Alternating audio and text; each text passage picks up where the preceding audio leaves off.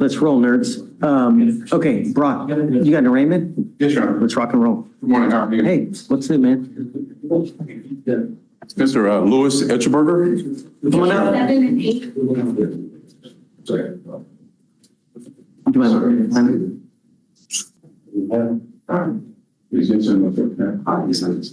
All right, pause right here. This is the formal arraignment moment. Charges, potential jail time, and fines are all being laid out. This is where a lot of defendants don't realize how quickly minor cases can turn serious. 6 months in jail over what sounds like small property damage? Welcome to criminal court reality. All right, so you are Mr. Etchelberger. Yes, sir. Sir, you're charged with 2 cases. You're charged with interference with the duties of a public servant. You're also charged with criminal mischief. In those cases, you're facing up to 6 months in jail and or a $2,000 fine. We are going to do probable cause. You have the right to remain silent. Anything you say can and will be used against you, sir. You have the right to have an attorney present. If you cannot afford one will be appointed to you, sir. Yes, sir. Okay. Thank you, Judge. Judge, law enforcement officers were dispatched to a disturbance call in Harris County, Texas, and made contact with a complaining witness who stated that on April 28, 2025, she observed a prior resident, the defendant, cause damage to the apartment complex after a breakup with a significant other. The complaining witness stated that the defendant broke 3 flower pots and damaged 3 trash cans for a total of $405 worth of damage. On April 29th, the defendant came to the leasing office and demanded property I believe that was left. The complaining witness asked the defendant if he was the one that caused the damage. The defendant stated he was not. Complaining witness and a witness then tried to get the defendant to leave due to him causing a disturbance. Here's where it gets interesting. We're talking $45 worth of damage, but the real issue isn't the money. It's who owns the property. If it belongs to the apartment complex, that's criminal mischief. If it belongs to him or his partner, whole different legal story. Ownership matters a lot in these cases. Defendant pushed his way through complaining witness and a witness. A law enforcement officer on scene serving civil papers attempted to detain the defendant. The defendant was able to get away and run from that law enforcement officer. The defendant was later detained when other law enforcement officers arrived on scene. So the mischief, it's at an apartment. That's correct. His apartment? I believe he was a prior resident of the apartments, Your Honor, and the property belonged to the apartment complex. And that was my question this morning, Your Honor. I haven't stayed in an apartment in a long time, so typically apartment complexes don't give their property at a residence specific apartment complex. You mean furnished? Furniture, it's flower pots. I mean, why would an apartment complex have their flower pots out in front of a resident's apartment? What all was allegedly broken again? 3 flower pots and 3 trash cans, Your Honor. Are you saying it belongs to him? What are you saying? I believe it belongs to him or to the partner, the former partner. This is a critical legal breakdown. The judge is questioning the interference with public duties charge. Just because an officer is nearby doesn't automatically mean interference. There has to be a lawful reason to detain first. No lawful detention, no interference. That's textbook probable cause analysis. The leasees, the people that lease the actual Because premises. if it belongs to the other person, then it's a criminal mischief. You can't break someone else's property. But he's not the complainant. The complainant is the leasing manager for the apartment complex. They're alleging that the property belongs to the apartment complex. Your Honor, from the DEMS, it says that each 3 trash cans were $35 each. They're placed outside for residents to use for trash bags on all 3 levels of Building 8, causing the property to... So it's like, it must be, cans that officers put out there in case anyone needs to put trash in or whatnot. You know what I mean? Yes, sir.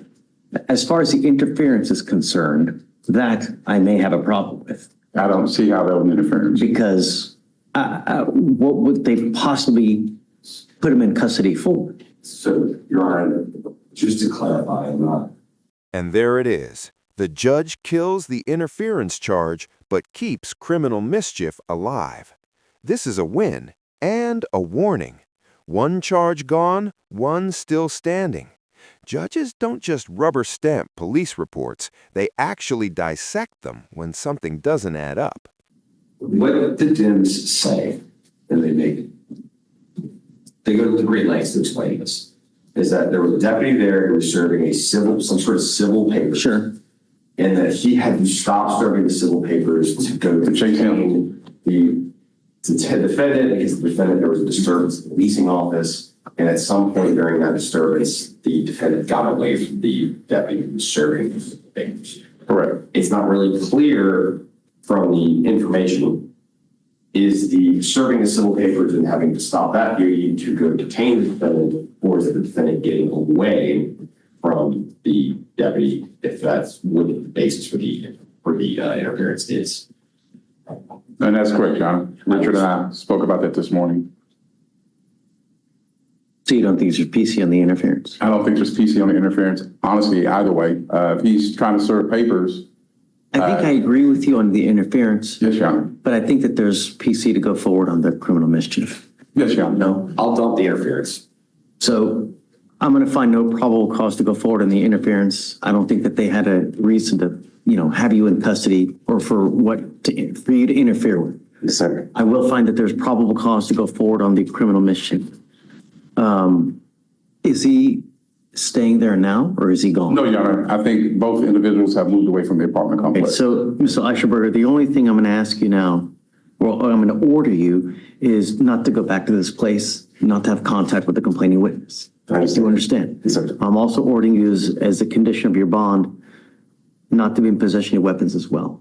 Because you have a lawyer, I will waive your appearance. You don't have to waste your time coming to court, but you must stay in touch with Brock and he'll tell you if and when you have to come back to court. Just stay out of trouble. Don't pick up any new cases. I don't want to have to put you in jail. You understand. become a danger to my community. It's not going to go well for you. You understand? Yes, sir. Okay.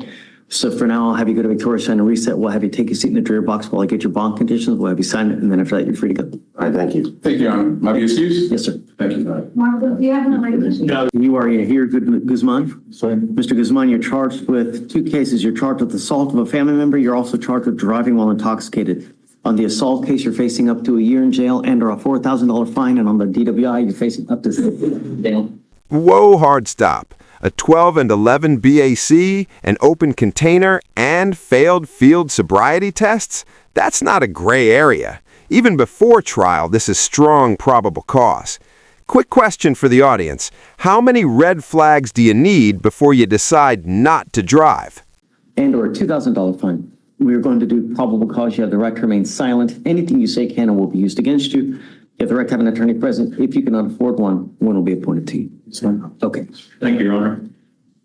On April 29, 2025, in Harris County, Texas, a law enforcement officer observed a vehicle with an expired registration and initiated a traffic stop. The law enforcement officer made contact with the defendant driver and observed a strong odor of alcoholic beverage. The defendant admitted that he had an open container of an alcoholic beverage in the back seat and admitted to drinking 2 to 3 beers. While driving? It's not clear as to when the drinking occurred. I'll check further in the DEM summary. The law enforcement officer found an open 16-ounce Miller Lite can, half empty and cold to the touch under the driver's seat. The law enforcement officer observed the defendant to have unbalanced and a strong odor of alcoholic beverage. Standard field sobriety tests were conducted. A 4 out of 6 on the HGN, a 1 out of 8 on the walk and turn, and a 1 out of 4 on the one-leg stand. The defendant consented to providing a breath sample and blew a .112 and a .111. All right. Yes, sir, that one is open. And we need to. Whoa, so that was an open case. Listen, Judge?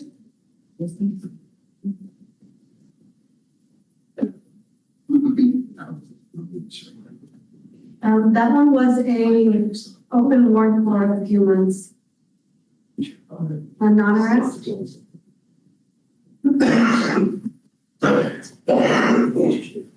Okay, do you mind reading me what happened on the assault, please? Absolutely, Your Honor. On March 1st, 2025, In Harris County, Texas, officers were dispatched to a family assault. A law enforcement officer met with the complaining witness who stated that the defendant is her ex-boyfriend. The complaining witness stated that they got into an argument over the complaining witness's inability to make him a sandwich. The complaining witness tried to stop the defendant from leaving, but the defendant closed the door on her hand. Later, the complaining witness was holding her child when the defendant bit her, causing bite marks and a bruise. This is the judge drawing a hard line. No driving, no alcohol, no contact. And that capital murder of misdemeanors line, that's judicial language meant to scare you straight.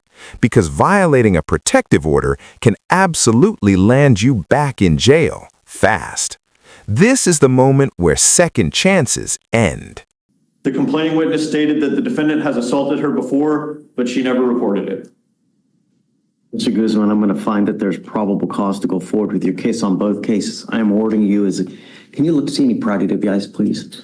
Yes, Judge. I am ordering you as a condition of your bond not to consume alcohol, illegal drugs, or unprescribed controlled medication. I would think that it's freaking elementary that you're not to have alcohol in the car while you are driving.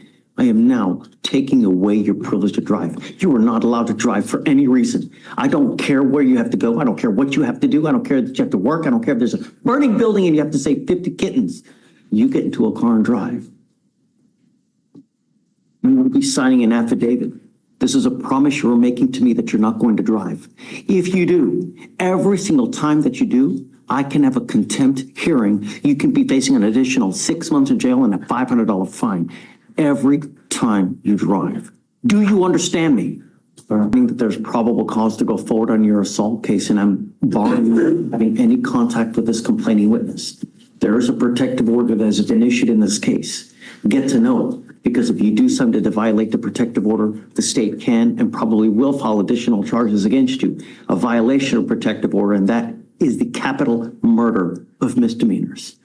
Mr. Guzman, I'm going to protect every single person in this county, whether they're on the street, whether they're on foot, whether they're on the house. And if you become a danger to my community, I only have one place for you.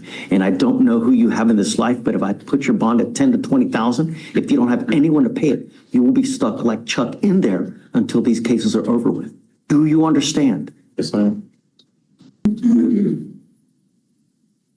Any pride to be honest? No, Your Honor. Okay. Mr. Guzman, do you have the ability to hire a lawyer? I can have you fill out an application. I need to know everything about you. How much money you have coming in, what you're doing, what kind of car you have, any kind of retirement. I need to know everything about you, and then we'll take a look to see whether you qualify. Don't be a danger. Do you understand? Yes, sir. You get no more warnings. All right, Deputy Moran.